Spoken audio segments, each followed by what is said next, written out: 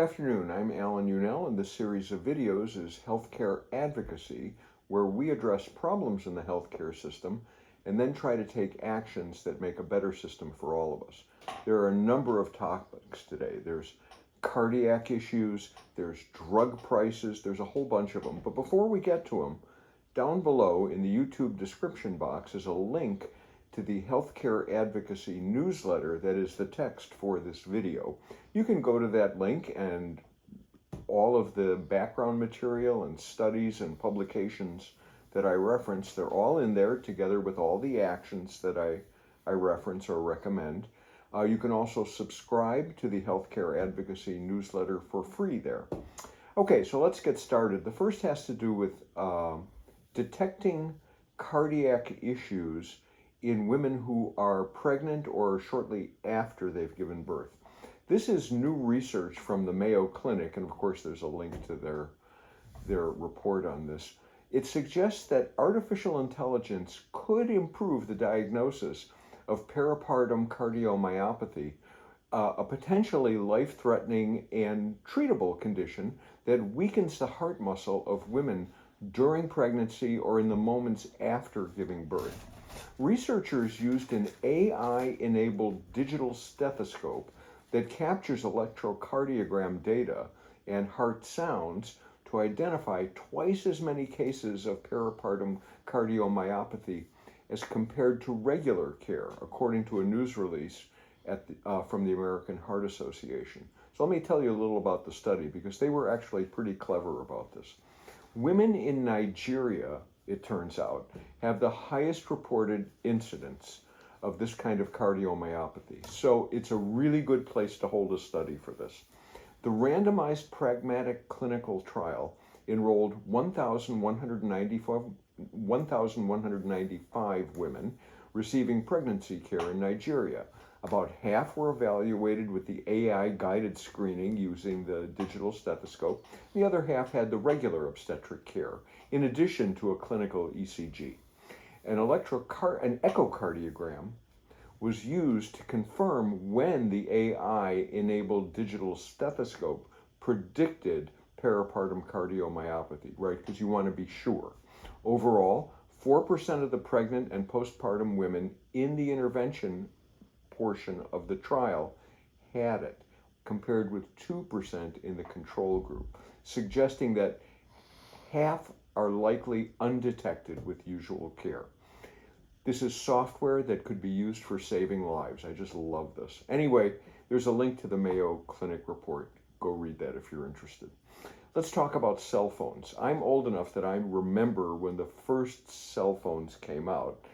And there's always been this discussion about whether they're dangerous to use because radio waves are involved. So a systematic review of the potential health effects from radio wave exposure has now shown that mobile phones are not linked to brain cancer. Good news. The review was commissioned by the World Health Organization. It was published today in the Journal of Environment International. Mobile phones are often held against the head during use, and they do emit radio waves, a type of non-ionizing radiation. These two factors were largely why the idea of mobile phones might cause brain cancer emerged in the first place. There's a link to the Kaiser Family Foundation study on this.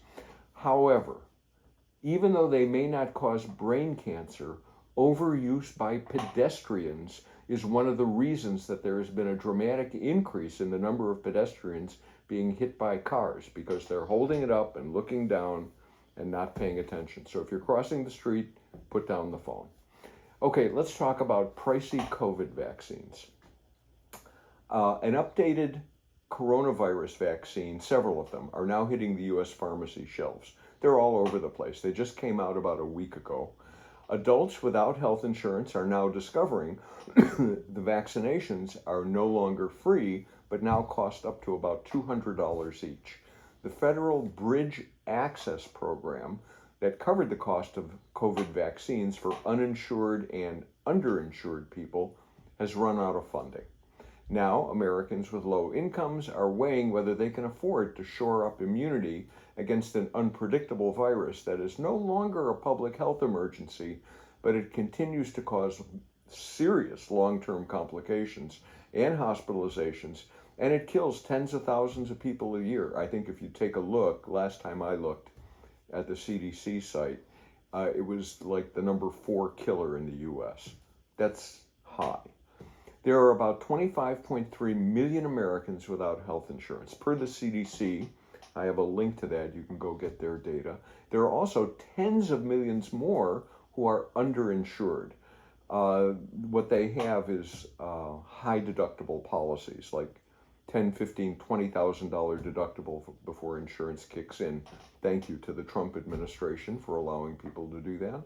Anyway, so you have all these millions of people for whom a vaccine is now going to be so expensive that many of them will choose not to do it.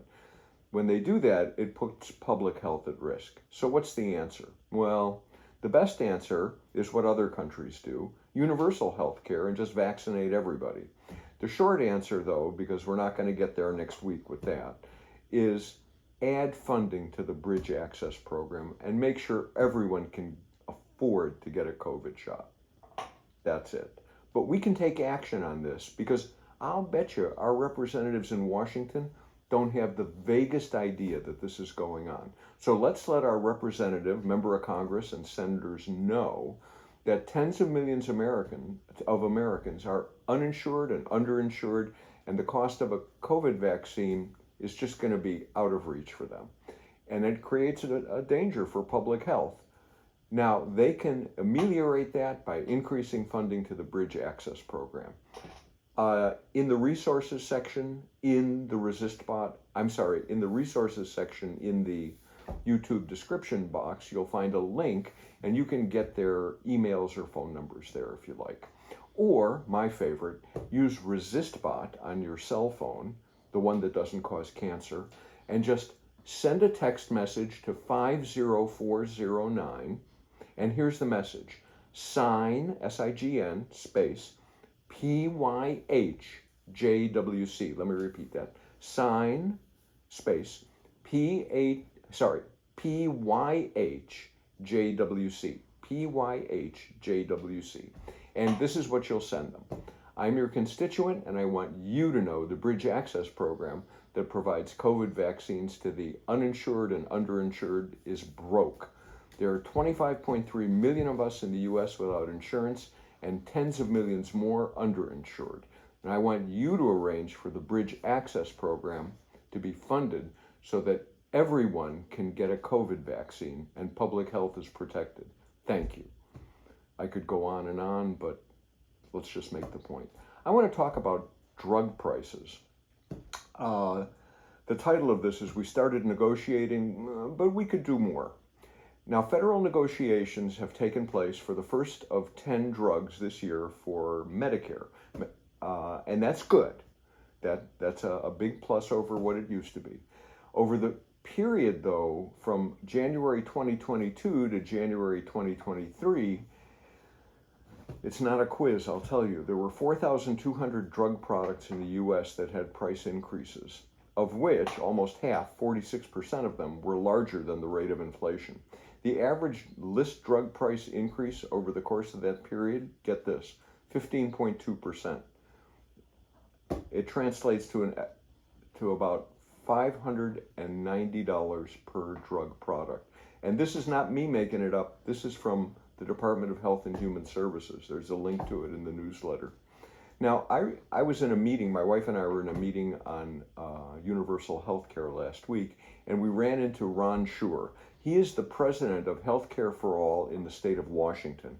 And he sent me a report that a colleague of his actually had a hand in. The report was written by Lucia Mueller for Pharmacy Checker. Pharmacy Checker is a prescription discount service like GoodRx or many others. However, they decided to do it because they're in the drug price world. They did an analysis. What they did was they compared the prices of the 10 drugs Medicare negotiated with the prices paid by the National Health Service in England. Now, in general, the U.S. is paying, get this, about 4 times as much as they pay in England. It's not good. Now, out-of-pocket costs, though, for consumers varies dramatically. In the U.S., next year, out-of-pocket costs total for all drugs for a Medicare recipient who has a drug plan are limited to $2,000 a year. In England, the number is, are you ready? It's $150 a year, maximum. Now, most of those 10 drugs that we were discussing will get you to that $2,000 copay limit, just one of them, all by themselves. Now, both insurance systems, the National Health in England and Medicare, both insure approximately the same number of people, 67 million. So it seems like we could probably do a better job of negotiating. As a brief aside, if any of you have Medicare or have friends or family with it, let me remind you that for any of this to take place, you need a Part D drug plan, either a standalone plan with traditional Medicare or as many Part C Medicare plans, so-called Advantage plans, have drug plans in them. That covers about 85% of the people who are receive Medicare. Now, Reuters, not to be outdone, today or yesterday, they released their analysis, and it was they did a slightly different data set. They found that a review based on publicly available maximum prices set by other wealthy nations, and they chose Australia, Japan, Canada, and Sweden, show that they've also negotiated far lower drug prices for those drugs. What they found was that a 30-day supply of 9 of the 10 Medicare negotiated drugs, if you had to buy 9 of them, it would cost, list price, negotiated, $17,581 for Medicare to pay in 2026. That's compared with, hold on, $6,725 in Sweden this year. Comparable prices were not available for the 10th drug, which is Novo Nordisk's insulin drug, Novolog. So what can we do? Well, let's remember why it's so screwed up in the United States. Pharmacy benefit managers take bribes from drug makers to make the drugs available on the insurance policies that they control. The drug makers, because they had to pay bribes, they jack up the prices of the drugs to cover the cost of the bribes. This system was not built to supply drugs. This system was built to generate cash. Now, if we could negotiate all the pharmaceuticals for 330 million people, then we could see important savings. Good news, universal health care like H.R. 3421, the improved Medicare for All Act in 2023 does just that.